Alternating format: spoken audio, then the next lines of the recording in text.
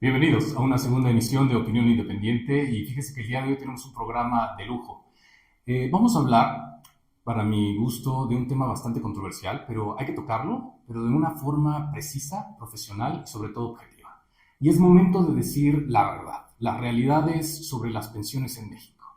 Fíjese que usted se acordará que es imposible pensar las pensiones en México sin el Instituto Mexicano de Seguro Social, pero hay que hacer las preguntas correctas, creo yo. ¿Desde dónde? ¿Desde cuándo nacieron las pensiones? ¿Cómo se fueron formulando? Y para eso entonces necesitamos un panel de expertos que nos diga dónde estamos ahora y sobre todo dónde estaremos. Mucho se ha dicho, muchas publicaciones, medios, personas, opiniones, sobre si ya no van a haber pensiones en México, sobre si están topadas, sobre si el Instituto Mexicano del Seguro Social ya no puede pagarlas, o inclusive con estas reformas se busca que pues se desaparezcan completamente las pensiones y ahora es el ahorro. Pero el ahorro no nos alcanza. ¿Y qué hay de las devaluaciones? ¿Qué hay de las inflaciones? ¿Se pueden copiar modelos internacionales? Todas esas preguntas las vamos a responder. Quédese con nosotros. Para eso me complace mucho, la verdad, darles la más cordial bienvenida a todos ustedes, un panel de especialistas en las diferentes materias que a usted le van a aclarar todas sus dudas. Y introduzco el día de hoy, en su primera participación en la mesa, a nuestro director y fundador de Grupo Social Push, el doctor Carlos Alberto Miranda Quiñones. Él es especialista y el primer egresado en la generación de derecho laboral en México y, por supuesto, ha ayudado a más de miles de personas con este modelo de Social Push. Bienvenido, doctor. Muchísimas gracias por la invitación. Bien, asimismo me da mucho gusto saludar de nueva cuenta en su segunda participación a la licenciada Rosario Ibarra. Ella es la voz quizá de mayor autoridad en México en los temas de seguridad social, aparte de que por supuesto está certificada en la materia, es fundadora también de Grupo Social Push y trabaja inalcanzablemente para ayudar a miles de personas. Bienvenida, licenciada. Buenas tardes o días. Bien, y por último, fíjense que para aperturar este espacio hemos invitado de casa a dos especialistas en economía que me complace mucho, son bastante jóvenes, usted los verá, pero la verdad es que suman bastantes años de experiencia ya con todo lo que han hecho.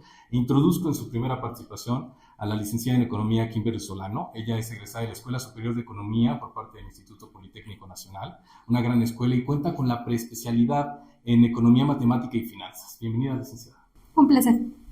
Asimismo, el licenciado Axel Rosales, él es egresado, pero de la UNAM, y fíjense que de la Facultad de Economía tiene la especialidad en Economía Pública. Bienvenido, licenciado. Gracias por la invitación, un placer estar aquí. De esta manera, bueno, pues también de casa, ¿verdad? Hay que decirlo, pues es la segunda participación, mi estimado contador. Ya usted lo conoce, por supuesto, es una figura más que conocida en todo nuestro país en este ámbito, el contador Armando Galván. Él tiene 38 años de experiencia y ha ayudado a miles de personas en el ramo de la seguridad social desde su área de especialidad contable y financiera. Bienvenido, contador. Muchísimas gracias por la invitación. Y para aperturar en esta mesa, a mí me gustaría comentarles un poquito en lo que ya yo adelantaba, ¿no? El tema de las famosas pensiones en México, pero creo yo que hay que empezar por la historia, por los antecedentes. Me gustaría para eso comentarle a usted en casa que el doctor Carlos Alberto Miranda, hace más de 14 años, ya casi 15 años, escribe una tesis doctoral justamente en la que explora todo este aspecto de la seguridad social en México, y la verdad es que es partaguas, de ahí nace todo nuestro programa de Social Push. Y me gustaría recapitular entonces, doctor, ¿de dónde nacen las pensiones? Así de concreto. Es una pregunta muy interesante y pocas veces estudiada. Me gustaría comenzar primero dando un breve antecedente. Y este antecedente es muy general en cuanto al conocimiento público. La Constitución política que nos rige actualmente, que es la de 1917, deviene de la de 1857. Curiosamente, cuando se convoca al constituyente para poder crear esa nueva constitución, se comentaron diversos temas, entre ellos el más difícil de atacar y atender era precisamente el de la clase obrera. Esto da pie a que se cree el artículo 123 constitucional que conocemos hoy por hoy. Sin embargo, en la búsqueda de la defensa de los derechos de los trabajadores, se les señaló a los patrones como los responsables directos de mantener y salvaguardar el cumplimiento de las obligaciones de los derechos derivados de la relación laboral. Sin embargo, establecimos que a partir de esa creación del artículo 123 y nacimiento posterior de la ley reglamentaria, que es la Ley Federal del Trabajo, se comprenden en conjunto todos los beneficios que implica el tener una relación laboral para los trabajadores y obligaciones para los patrones, entre ellos la seguridad social. Recordemos, y quiero ser muy claro en ese aspecto, la responsabilidad de la dotación de la seguridad social corresponde a los patrones. Sin embargo, a lo largo del tiempo hemos entendido que lamentablemente el poder cubrir esa obligación por parte de la clase patronal ha sido muy difícil o casi imposible. De tal manera que el Estado ha tenido que subrogarse a esas obligaciones y a esas responsabilidades, y entonces ha creado diversas instituciones públicas que tienden a cubrir esas necesidades, entre ellas el Instituto Mexicano del Seguro Social y hoy el Infonavit. Derivado de esto, precisamente es que entendemos que, otra vez, la obligación corresponde a los patrones, el Estado se subroga, en razón de lo cual, si el patrón, al tener cubiertas esas obligaciones por parte del Estado, entonces el patrón le tiene que pagar al Estado. De ahí el nacimiento de las cuotas obrero-patronales, y ese es el por qué estas se convierten en un crédito fiscal ante la falta de pago, porque, insisto, la obligación es de los patrones, no del Estado. En razón de ello, es necesario entender que todo nace así. Así se administra, así se maneja, y precisamente la garantía y protección en cuanto a seguridad social corresponde en cuanto a obligación a los patrones, pero actualmente es dotada por el Estado a través de esa incapacidad financiera de poder ser cubierta por los patrones. Sin embargo, no deja de ser responsabilidad de los mismos. O sea, cuando decimos que los patrones no pueden hacer frente a esta situación del mandato constitucional, que son los derechos de los trabajadores, o sea, derecho a la vivienda, derecho a la salud, derecho a un retiro digno, es que entonces el Estado dice, voy a hacer buena onda contigo, yo voy a crear la institución para que tú no tengas que crear un hospital, desde una clínica, tú como patrón. O sea, cada empresa tendría esa obligación. Es correcto. Por eso es que el Estado entonces entra, y es a lo que se refiere cuando decimos, se crea entonces un crédito fiscal, porque el Estado tiene que cobrarle a los patrones su obligación que no pueden hacer frente. Y entonces, ¿cuál es el marco legal en México para nosotros ver cuáles son las reglas del juego? O sea, ¿a qué ley nos podemos referir? Primero, partimos de lo establecido en el artículo 123 constitucional, después la ley reglamentaria, que es la Ley Federal del Trabajo. Paralelo a esto tenemos la ley del Instituto Mexicano del Seguro Social y su reglamento, tenemos la ley del Infonavit y, por supuesto, todas aquellas que van encaminadas precisamente a salvaguardar los derechos y los intereses de los trabajadores, pero de primera mano tenemos esa normatividad jurídica. Cuando hablamos de toda esta normatividad, quiere decir que ahí viene contenido también las reglas para las pensiones en México. Indudablemente. En el caso, por ejemplo, de la ley del Instituto Mexicano del Seguro Social, da la pauta a que, si bien es cierto, el Instituto Mexicano recauda, hoy día, ya a través de la creación del CONSAR, se establece ya la administración de los recursos derivados para el Fondo del Retiro de Pensiones de los Trabajadores. En el caso del Estado, llega el momento en el que también ya es imposible que una sola dependencia pueda no solo operar en cuanto a su recaudación y administración. Por ello es que entonces se crea una paralela institución que permita administrar y, sobre todo, salvaguardar la garantía de la recaudación y mantenimiento y traslado del pago de esas obligaciones respecto del concepto pensiones y retiro. Correcto. Y para esta situación, digo, ya teniendo ahora usted bien en claro el marco que nos rige a nosotros como mexicanos en el tema de la seguridad social, no solamente las pensiones, me parece que es importante voltear al extranjero, es importante voltear al ámbito internacional y ver qué es lo que están haciendo otros países.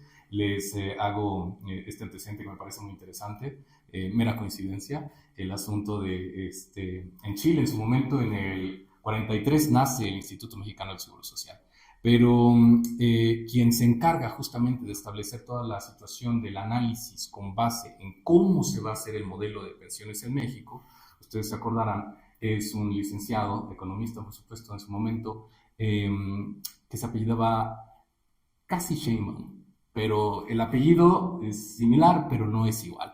Él era chileno y en su momento crea toda la normativa para justamente Chile, Colombia, Ecuador, y después se pasa justamente a nuestra nación.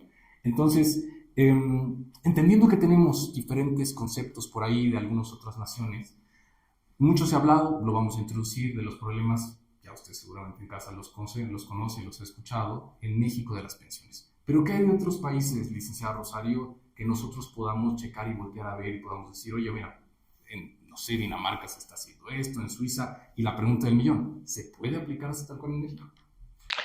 Hablar de lo que hacen en otros países es interesante, sin duda cada uno respecto de sus propias características, sobre todo en Europa, ha estudiado, evaluado, reflexionado, hecho estudios y demás al interior, y sí han tenido inspiración de otros países sin duda, Y la diferencia entre ellos y nosotros es que mientras ellos evalúan, piensan y establecen mecanismos pensados para sí mismos y van adecuando conforme el avance y el desarrollo y una vez hecha la implementación,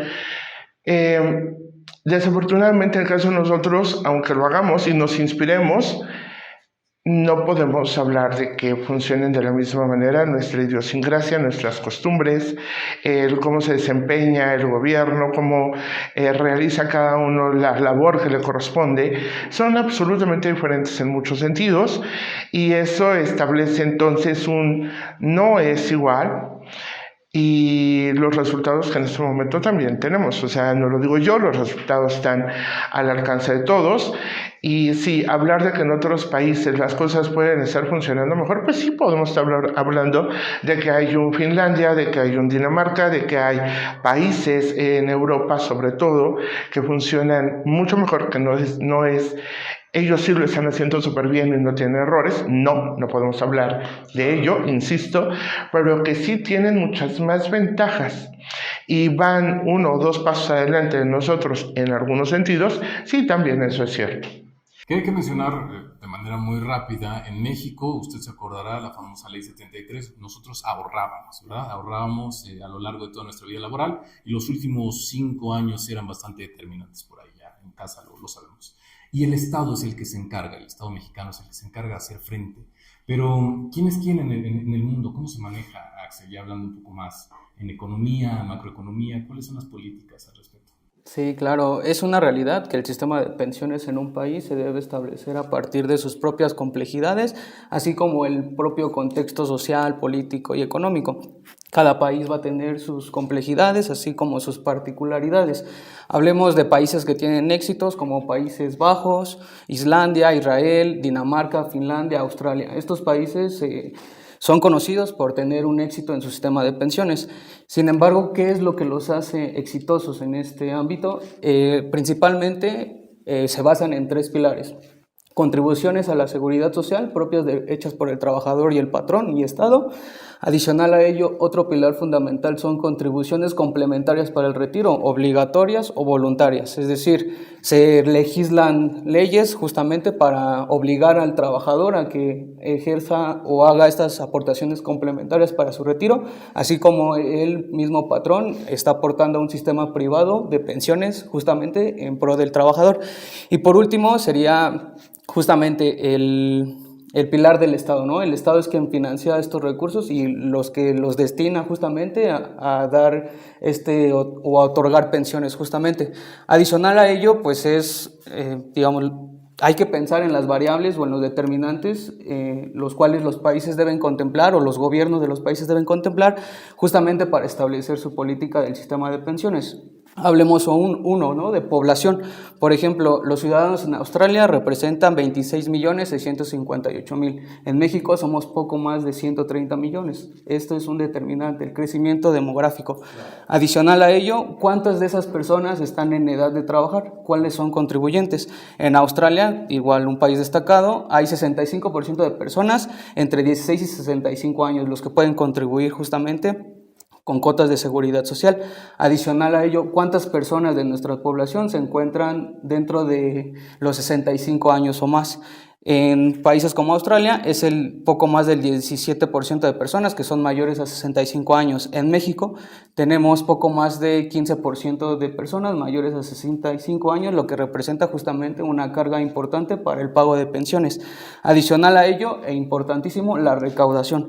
Países como Australia recaudan el 23.6% del PIB, mientras que en México recaudamos acerca del 15% del PIB. Esto es alarmante, dado que México a lo largo de los años se ha considerado un país de los que menos recauda, de los países miembros de la OCDE, de la Organización para la Cooperación y Desarrollo Económico, y es por ello que se vuelve una dificultad y una carga fiscal el estar financiando este tipo de pensiones. Si lo proyectamos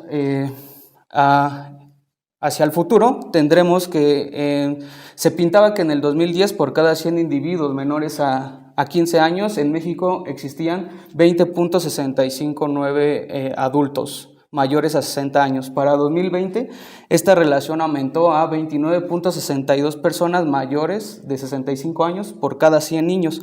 Para el 2035 y 2040 se proyecta que existan 56 y 68 ciudadanos mayores por cada 100 personas menores de 16 años.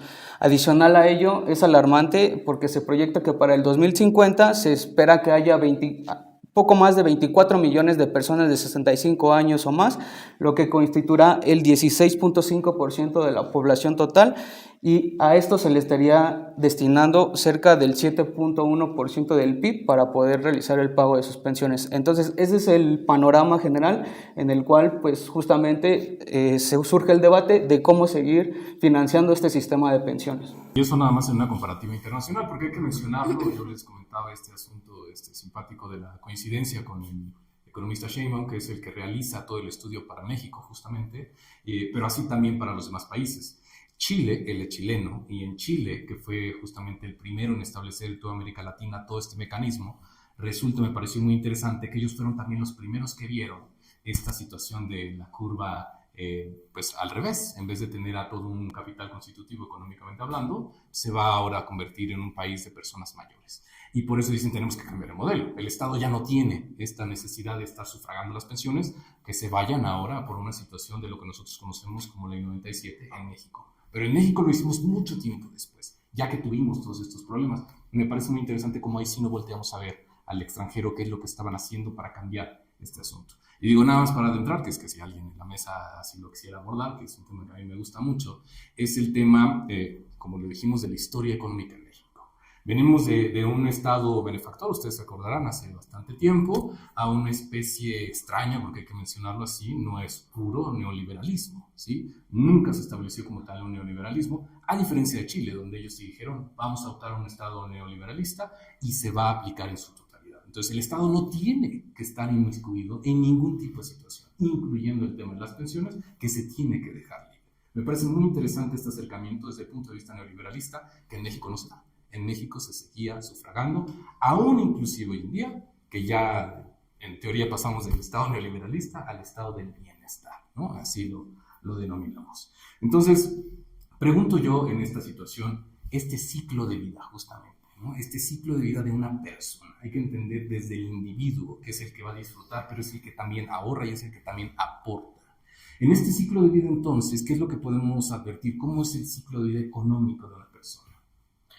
Claro, si me permiten intervenir. Cuando hablamos del ciclo vital de una persona o el ciclo económico de una persona, es fundamental referirnos a un modelo de un economista que fue premio Nobel, que se llama Franco Modigliani.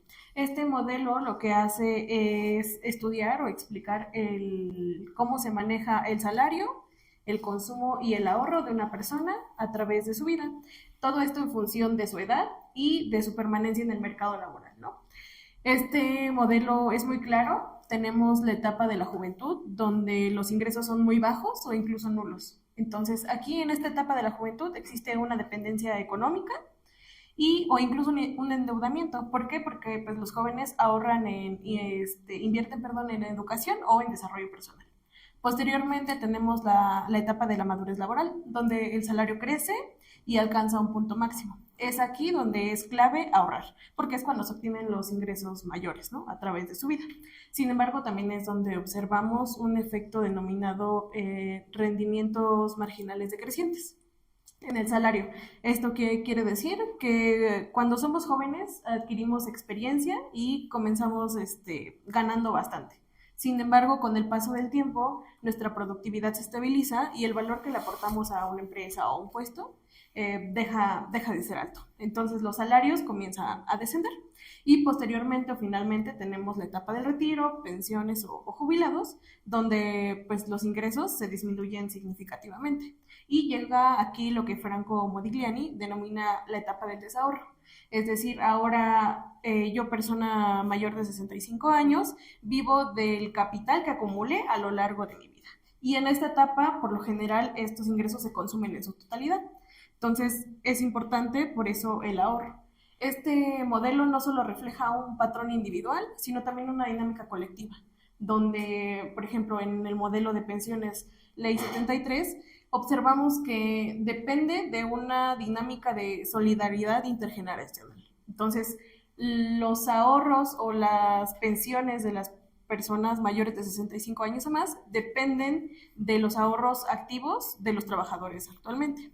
Entonces, aquí es también donde entra una visión macroeconómica de Modigliani, que nos dice que la tasa de ahorro de un país depende directamente de la tasa de crecimiento económico de un país. Entonces, esto nos quiere decir que en economías sanas el ahorro es más posible, y en economías estancadas o en crisis es más difícil que los trabajadores ahorren. Entonces, los trabajadores únicamente están pensando en resolver necesidades inmediatas. Entonces, una tasa de ahorro no solamente depende de una decisión personal o del ahorro privado, sino que depende también de una economía fuerte. Entonces, una economía en crecimiento va a permitir que el Estado pueda generar reservas públicas con las cuales sostener un buen sistema de pensiones. Entonces, es por ello que es importante pensar a largo plazo y ahorrar cuando los individuos están en su madurez laboral, es decir, cuando obtienen los mayores ingresos en su vida.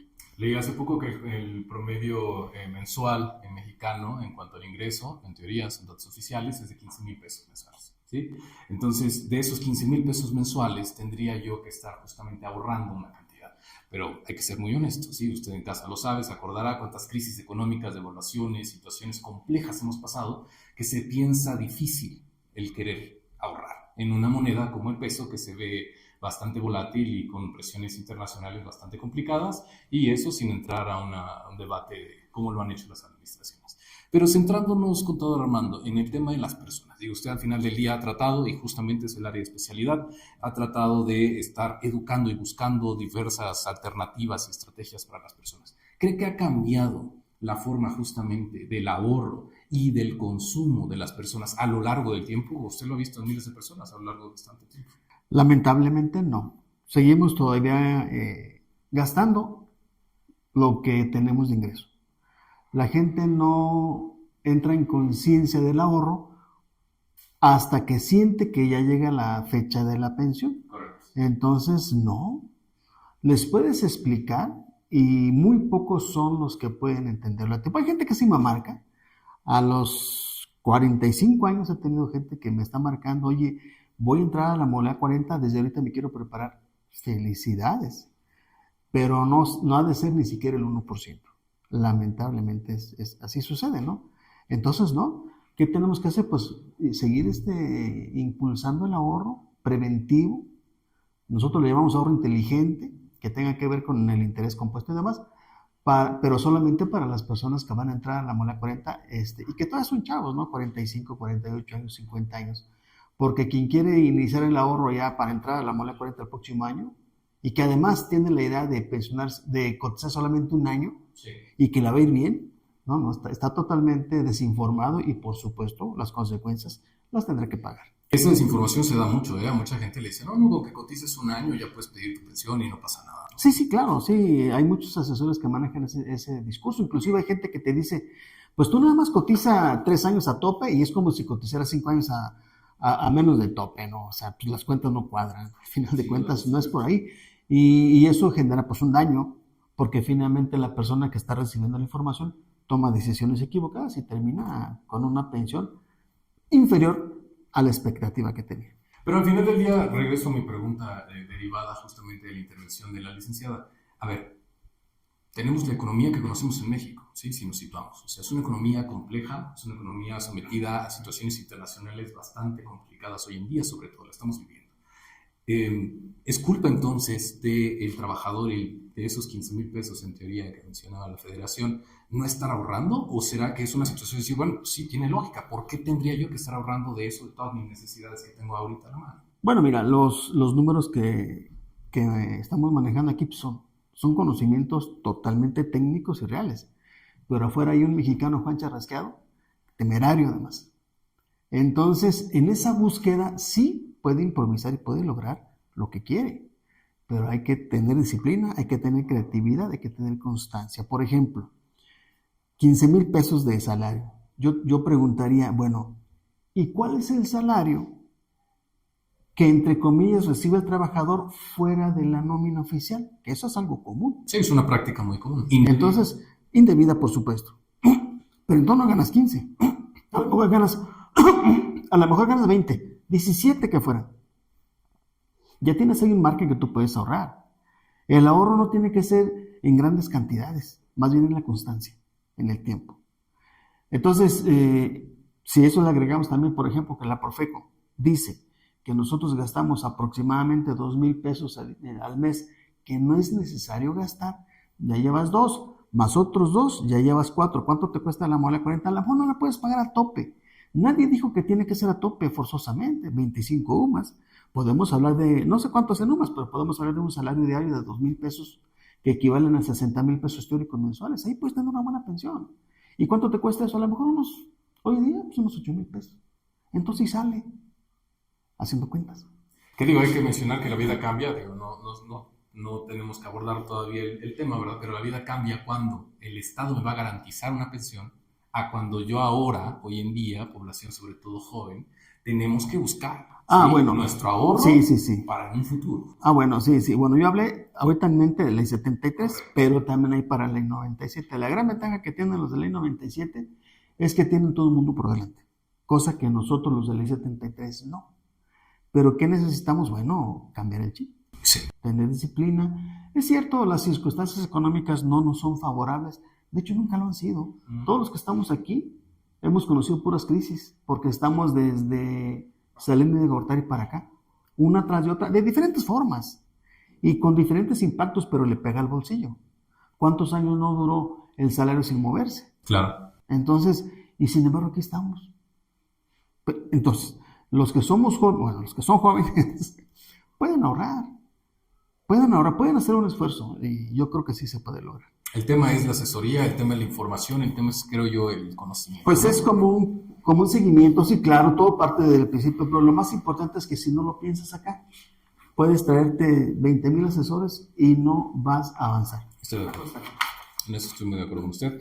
Y por esas situaciones que creo yo que es importante entonces decir, el Estado me paga mi pensión, me va a garantizar mi pensión, pues suena muy bien, se antoja una vida bastante tranquila. Pase lo que pase, haya devaluaciones, haya inflación, lo que sea. Me siento muy ajeno. Pero por otro lado, si me dicen lo que tú ahorres es lo que tú vas a tener para tu retiro, la vida cambia y cambia bastante, ¿verdad? Pero entonces, entendiendo esa parte, hay que saber esta situación. Usted bien lo mencionaba, en los 90 con el presidente Salinas de Gortari, ellos dijeron, es insostenible. El Instituto Mexicano del Seguro Social tiene una crisis financiera grave. Ya no podemos seguir financiando las pensiones de aquí en un futuro. Se crea el sistema de ahorro para el retiro, se empieza a ver el tema de, ya con miras a una ley 97, una reforma en donde se cambia por completo el chip, pero el Estado mexicano, ¿verdad? Dice, ahora tú, como trabajador, ahorras para tu retiro. ¿De dónde sale entonces? La pregunta que creo yo es bastante lógica. ¿De dónde salen los ingresos, doctor Miranda, para una pensión? Bien, es importante el hacer esa consideración porque la mayoría de las personas estamos acostumbrados primero a exigir, sin darnos cuenta de que lamentablemente hay mucho de fondo que hay que considerar y analizar. Primero, tenemos que entender que en el país existen dos clases de trabajadores. El trabajador subordinado, aquel que trabaja para alguna empresa, que trabaja para alguna dependencia, pero que además tiene un patrón, y ese patrón es quien asume la responsabilidad del cumplimiento de las obligaciones laborales. Pero existe un sector mayoritario que curiosamente existe y lo vemos cuando queremos, pero desde el punto de vista jurídico y gubernamental no lo vemos. Es más, lo satanizamos, que es el sector de los trabajadores independientes. Es un sector que no tiene ninguna cabida jurídica, lamentablemente, que no está previsto en ninguna ley y que, por otro lado, sí genera beneficios para el desarrollo económico de la nación, pero que no goza de ningún derecho, de ninguna protección y sobre todo de ninguna aportación por parte del Estado mexicano. En Verbigracia vemos que lamentablemente ha sido considerado como el sector informal, mal llamado sector informal, indebidamente. Porque si bien es cierto, una persona que tiene un negocio propio, llamemos de un carpintero, un herrero, un plomero, un abogado, un contador, un médico que cuenta con un consultorio, con una asistencia directa, si bien es cierto, trabaja, genera un ingreso, no vemos que tenga derecho a unas vacaciones, a un retiro, no vemos que tenga derecho a un aguinaldo, a una prima vacacional, a una prima de antigüedad. No está previsto en ninguna disposición legal, pero sí tienen esa doble figura. el ser patrón y ser su propio trabajador. Y obviamente, además, asumen responsabilidades, porque pueden pagar renta, pueden pagar impuestos, pueden pagar muchos gastos que le van a permitir seguir subsistiendo en la operación mercantil, pero al final ellos de manera personal no tienen ninguna garantía. Consideremos que el tiempo pasa, ellos envejecen y obviamente con el paso del tiempo no tienen ninguna garantía de algún posible retiro o de algún ingreso que les permita subsistir. Entonces, hoy por hoy, la economía nacional se sostiene principalmente por las aportaciones que hacen tanto los patrones, inversionistas, como los trabajadores que dependen de ellos, y por otro lado, el sector mayoritario, que es el de los trabajadores independientes. Todo ese proceso económico que se genera como recaudación y que sostiene la economía del país, de ahí deviene precisamente la utilización de esos recursos para poder hacer frente, primero, respecto de las obligaciones que nacen por parte del Instituto Mexicano del Seguro Social y ahora a través de las administradoras del Fondo del Retiro. Pero en el caso de los trabajadores independientes, bueno, pues el Estado lamentablemente ha tenido que hacer frente y entender que ese sector mayoritario que también está aportando tiene derecho a recibir alguna aportación, y de ahí los programas sociales derivados con todas las pensiones que hoy conocemos, que son de carácter popular, con la intención de que cuando menos, aunque sea una cantidad mínima, sea suficiente para garantizar la subsistencia de todas esas personas que ya trabajaron de manera independiente, pero que a lo largo del tiempo, hoy por hoy, ya son personas que requieren de una asistencia, pero sobre todo de una aportación económica. O sea, me parece muy interesante cómo estás abordando el tema. O sea, el doctor Miranda inclusive hace un llamado, licenciada Rosario, al asunto de véase a los trabajadores independientes, que los mal llama una parte de la situación de los estudios informales. Informalidad porque no están debidamente registrados en un ámbito fiscal, pero el doctor bien lo dice, los patrones aportan, el Estado aporta y los mismos trabajadores, sean independientes o no, aportan. Y de ahí es como se hace de recursos, ¿verdad?, el Estado. Pero, ¿cómo es exactamente entonces esta situación, este fenómeno? Mucha gente dice, bueno, pues tú no pagas impuestos, ¿sí? Yo no estoy registrado, no pago impuestos, estoy en la informalidad, ¿sí? Entonces, ¿es correcto pensar que la gente sigue en esta informalidad, que nadie paga impuestos si somos trabajadores independientes no registrados ante Hacienda? No. El no estar formal en una situación fiscal ante el organismo responsable no significa que no pagues impuestos. O sea, absolutamente todos quienes compramos lo que sea, como consumidores finales, estamos pagando impuestos. Que los declaremos, podamos deducirlos o no, esa es una historia diferente. Pero podemos con ello, porque trabajamos, generamos empleos, porque sí, a veces se hace, tener derecho a una seguridad social, por supuesto que sí. No está, como bien dice el doctor Miranda, formalmente y puntualmente establecido. Esa es también una realidad, que en este momento el Instituto Mexicano del Seguro Social desde el año pasado haya formalizado ya como una modalidad extra, un nuevo esquema de incorporación al instituto para trabajadores independientes o autoempleados, y haciéndolo extensivo para quien lo pueda pagar. Ojo,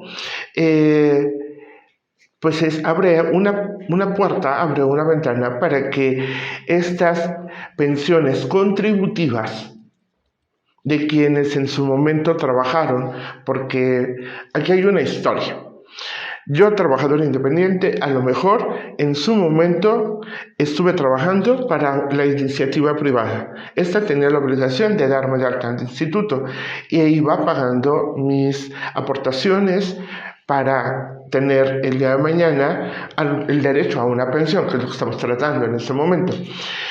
Pero después, por la razón que sea, me voy a la informalidad, me voy al emprendimiento, a lo mejor aún no es momento, o después de muchos años no ha sido momento, o no he podido, o no he querido hacerlo, de formalizar ante Hacienda, pero que sí puedo, retomando el tema del nuevo esquema de incorporación, decir, aquí estoy, quiero hacerlo, y a través del pago de aportaciones, tanto en este caso patronales como obrero, porque soy empleado y trabajador de mí mismo, generar una pensión contributiva, que esa es otra historia.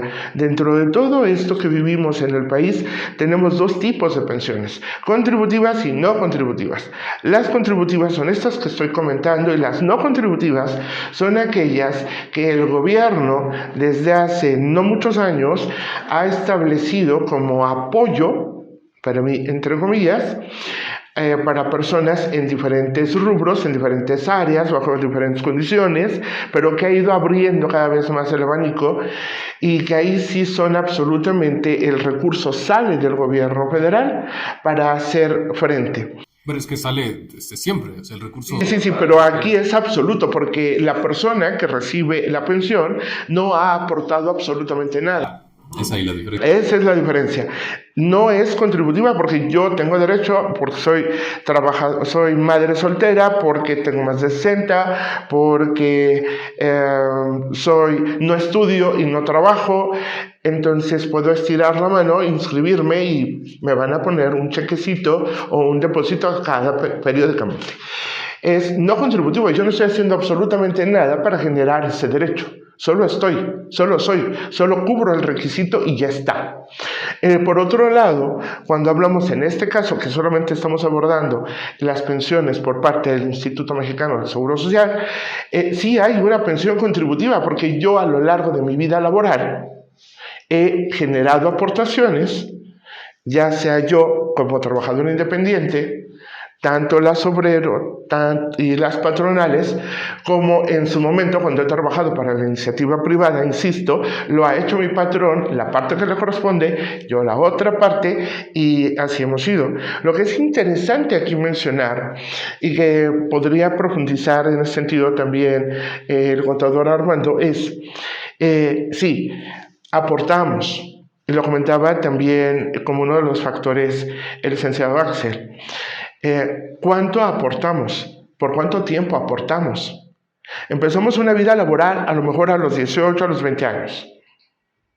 A lo mejor nos damos de alta como trabajadores independientes a los 18, 20 años. Trabajamos 30 años, en este caso van a ser 40, ya para la nueva ley, se requieren 40 años. Porque se los bajaron amablemente a menos años. Hasta el 2030, que ya queda fijo hasta este momento, si no hay modificaciones futuras. Pero bueno, trabajas 30 años, aportas 30 años, es una pensión que tú te generaste, es una pensión a la que por supuesto tienes derecho en todos los sentidos, porque salió de ti y porque el gobierno federal está aportando. Y porque tu patrón está aportando. De manera directa para tu pensión. Tu pensión. Entonces es una pensión contributiva, que es bastante loable, que todos debemos y tenemos derecho. Y podemos ejercerlo cuando cumplamos con los requisitos. Entonces, yo voy más allá, o sea, ¿cuántas personas sí han podido hacer?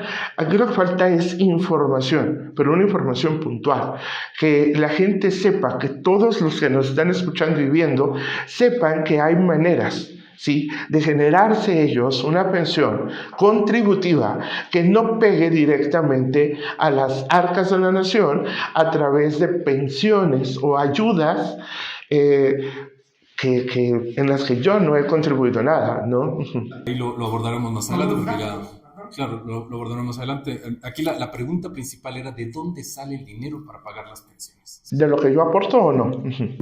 Ahorita que tocas ese tema, hace rato decían aquí los economistas, dicen, bueno, México es un país que tiene poca captación de impuestos. Sí.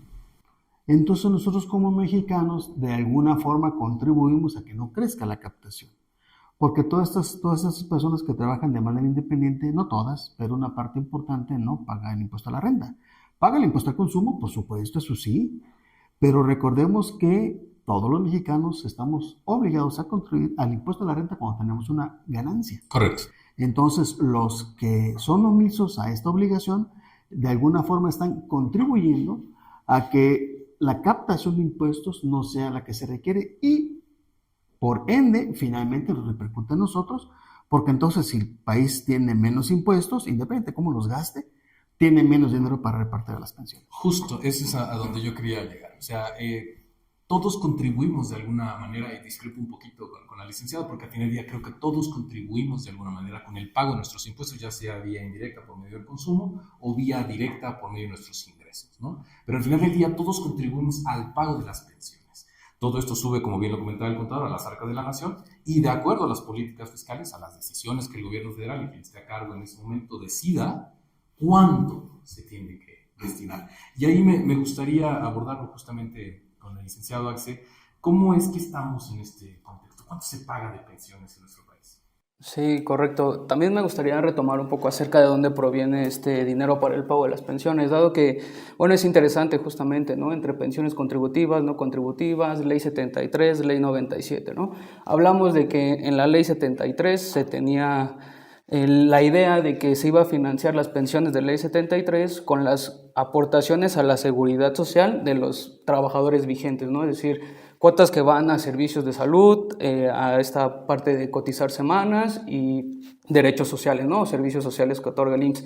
Sin embargo, pues llega el momento donde la población que está activamente trabajando y haciendo sus aportaciones a la seguridad social ya no es suficiente esto para financiar a las personas que están solicitando su pensión bajo Ley 73. Entonces, ¿qué es lo que sucede? Que la tabla poblacional se invierte y por ello es que se da el paso a reformar la ley de pensiones con la ley del 97, donde pues ya pasa de un sistema de reparto a cuentas individuales, ¿no? Donde el beneficio está definido y cada quien tiene que hacer sus aportaciones. Es ahí donde creo yo está la diferencia, ¿no? Es decir, se tenía pensado que solo las cuotas a la seguridad social eran suficientes para pagar las pensiones y a la actualidad esto ya no es suficiente, ¿no? Porque actualmente como bien dice, todos contribuimos tanto en impuestos directos al ingreso como impuestos indirectos en el consumo. Sin embargo, para este 2024 nos dice el Servicio de Administración Tributaria que la recaudación alcanzó 4.954.000, de los cuales 2 billones se recaudaron por concepto de ISR, 1 billón por concepto de IVA y 628.000 por concepto de IEPS. Sin embargo, para este 2025, el proyecto de presupuestos de egresos de la Federación nos indica que para el pago de pensiones, tanto contributivas como no contributivas, se destina el 2.16 billones. Esto está representando toda la recaudación del ISR y parte del IVA.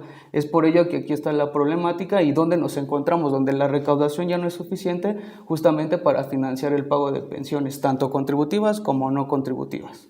Entonces estamos diciendo, no pague impuestos, de todas maneras no alcanza.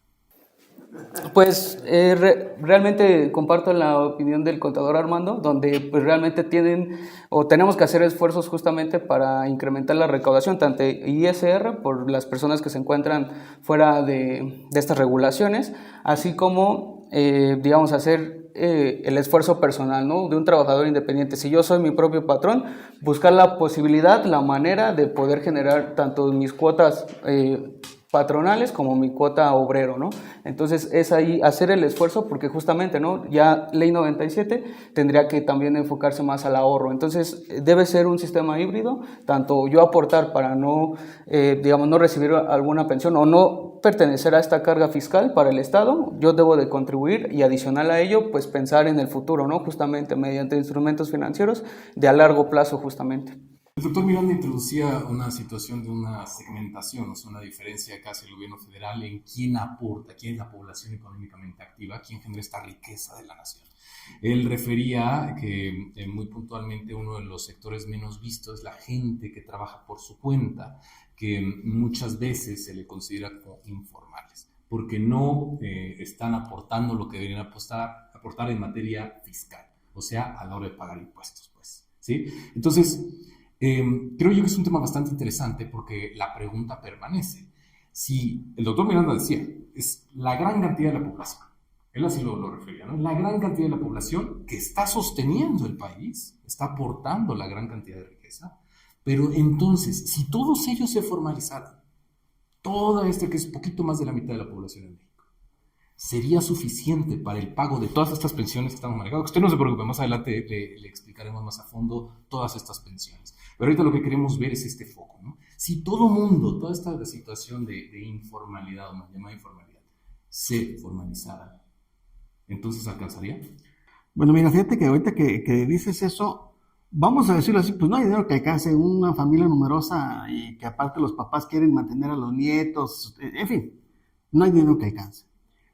Pero creo que se avanzaría mucho si se recaudara el impuesto sobre la renta que no se recauda hoy.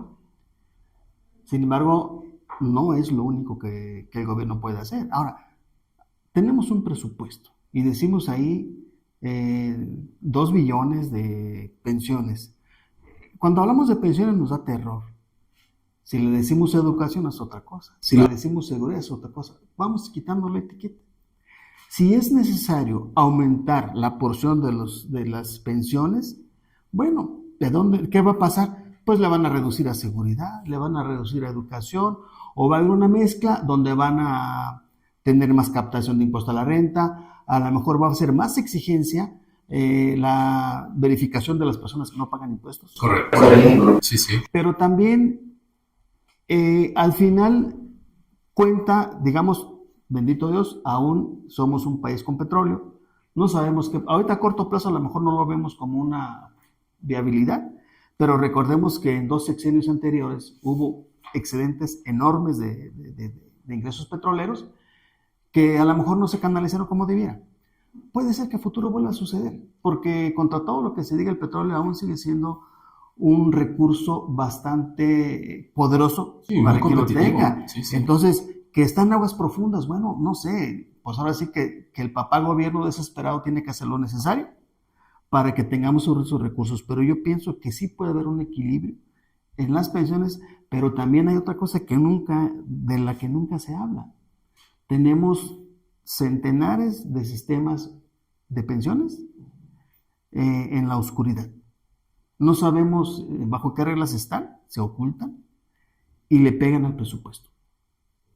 Entonces, si se trata de ordenar la casa, pues lo primero sería también, vamos viendo sus sistemas de pensiones, y hay que ponerlo en orden, hay que poner dentro de lo que cabe, porque también son derechos ya adquiridos de los trabajadores. Claro. No fácilmente puede uno llegar y atropellarlos. Claro. Entonces, más que buscar atropellarlos, es reordenarlos y ver a futuro cómo se pueden ajustar las reglas de las pensiones. Pues ya tirando la ley 97, ya lo de ley 73 ya está dado. Si hay opciones, que no las vamos a platicar aquí para que no se sepan, hay opciones donde el gobierno puede apretar, ojalá y no sepan, pero ya es poco probable. Es poco probable. En los hechos, inclusive podría ser hasta contraproducente por la inconformidad social que puede generar en las personas que justamente hoy pensamos que ya tenemos el derecho ganado, pero creo que sí se puede hacer algo. Doctor Melo, a mí me parece muy interesante, doctor, porque en su momento lo hemos platicado en otras ocasiones, las fuentes de riqueza de la nación, ¿sí? Creo yo bien lo mencionaba el contador Armando, estoy muy de acuerdo con él. Al final del día, sí, es cierto, la gente se puede regularizar, pero también hay que decirlo, la administración pública hay que estar al tanto qué está haciendo nuestros gobernantes, porque en esta administración, la actual y la pasada, ha habido una muy clara situación en la que ellos no pueden, así lo dicen, no pueden ellos endeudarse. Parece que hay un miedo enorme de pedir préstamos internacionales, que lo hemos visto, la historia lo ha contado a lo largo de nuestra nación, y quizá no ha sido la mejor opción, ¿verdad? El endeudar, la famosa deuda de la nación.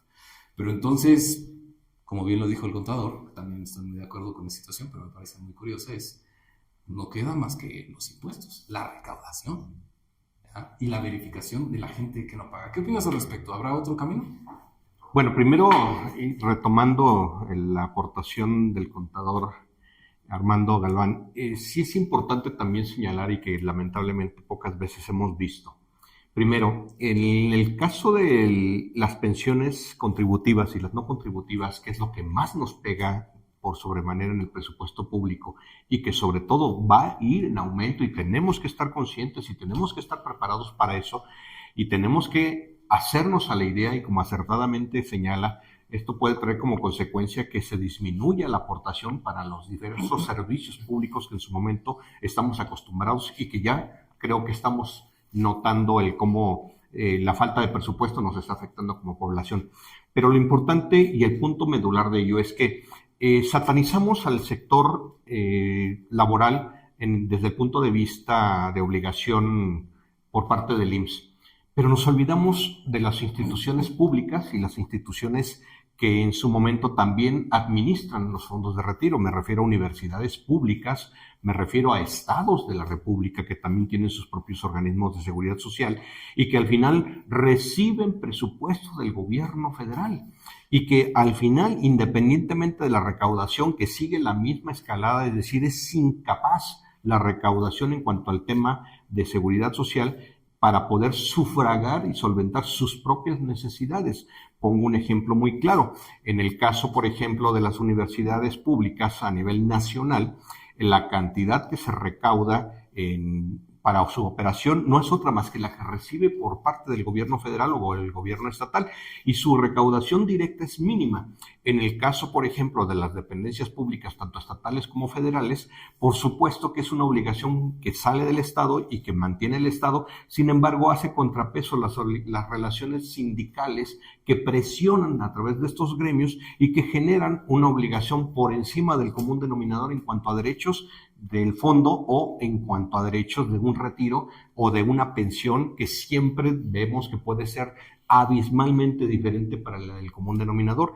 Y obviamente entendemos que el recurso sale nuevamente del presupuesto del Estado. Entonces, por más cambios, por más sugerencias, por más administraciones que pretendamos hacer de manera correcta, transparente y honesta, nos damos cuenta de que el fenómeno no es nada más en cuanto a la administración de los fondos, sino va más allá.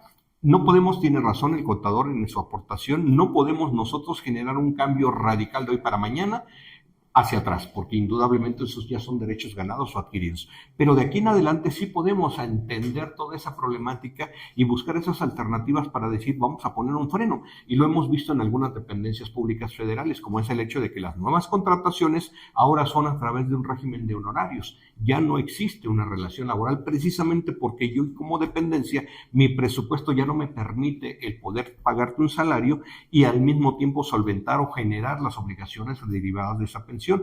Lo que voy a hacer hoy día es que te voy a contratar, pero tratando de evitar que tengas, si no derechos laborales, los menos derechos laborales, con la intención de que ya no subsiste esa obligación de pago para el día de mañana. Entonces, la cantidad que se genera como pago o como obligación de las pensiones contributivas más las no contributivas, la verdad es una cantidad hoy día, por cierto, tenemos que entender, es impagable. Entre la recaudación que tenemos respecto de la obligación de pago y cada vez es mayor porque conforme el paso del tiempo, la cantidad de población, como lo comentaba acertadamente el licenciado Axel, somos hoy día más de 130 millones de personas. Sin embargo, de esa cantidad de personas, ¿cuántas ya estamos por entrar a una tercera edad y cuántas vamos a reclamar ya el derecho de recibir cuando menos una ayuda por parte del gobierno, o si yo aporté a través de las pensiones contributivas, bueno, pues el derecho de poder ejercer el pago y cobro de esa pensión? Si le sumamos, definitivamente no va a haber presupuesto que alcance. Entonces sí es importante analizar toda esta problemática de manera general y no solo particular. Interesante cómo justamente lo abordas y lo quiero introducir como una situación de ideas sobre la mesa. A ver, la duda prevalece, ¿eh? O sea, le oíste a la duda, pero rescato de tu participación justamente lo que comentas. Me pareció muy interesante que lo abordaras desde un punto de vista estatal. O sea, el presupuesto de una entidad federativa no alcanza para poder garantizar o se le antoje querer garantizar toda la situación laboral tradicional. Pero ¿qué hay con las empresas? Las empresas está penado. Ellos lo justifican por el tema de un presupuesto. Pero una situación formal tradicional, empresa privada, está penado. Bueno, mira, yo quisiera completar con lo siguiente. El gobierno no se ha visto en el mundo, salvo Grecia, no se ha visto un país que declare en bancarrota las pensiones. Pues es una responsabilidad totalmente a cargo del Estado, aunque esté mediante los recursos que le generan los impuestos. Claro. Entonces, no veo cómo, por mucho que se tenga que pagar de pensiones, no veo cómo el gobierno se negaría a pagar. Esto también lo digo para que la gente no se espante. Oye, ya van a quitar las pensiones. No. Pero ¿qué puede traer como consecuencia? Bueno, reducción de los servicios, porque el presupuesto se reduce al crecer el gasto social. También puede ser que se aumenten los impuestos. El impuesto a la renta, por ejemplo, que suba un poquito más.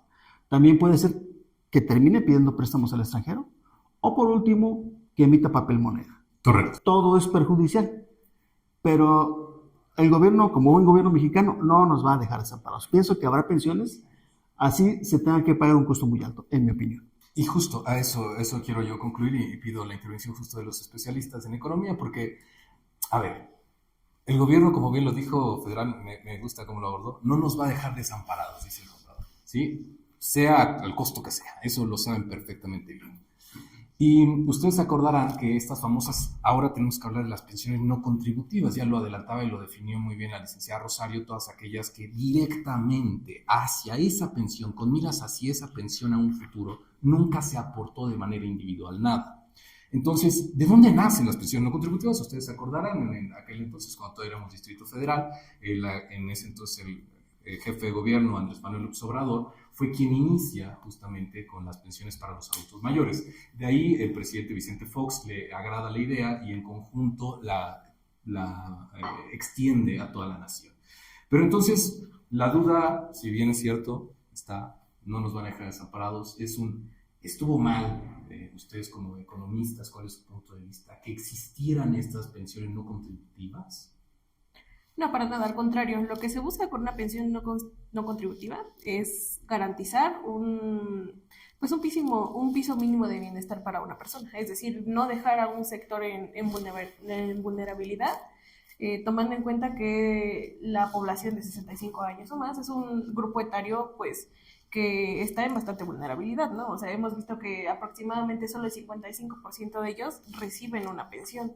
Y a esto, sumándole que muchos se encuentran en condiciones de pobreza extrema, ¿no? Entonces, nada más igual me gustaría finalizar el punto anterior, tomando en cuenta que el gasto en pensiones va a aumento.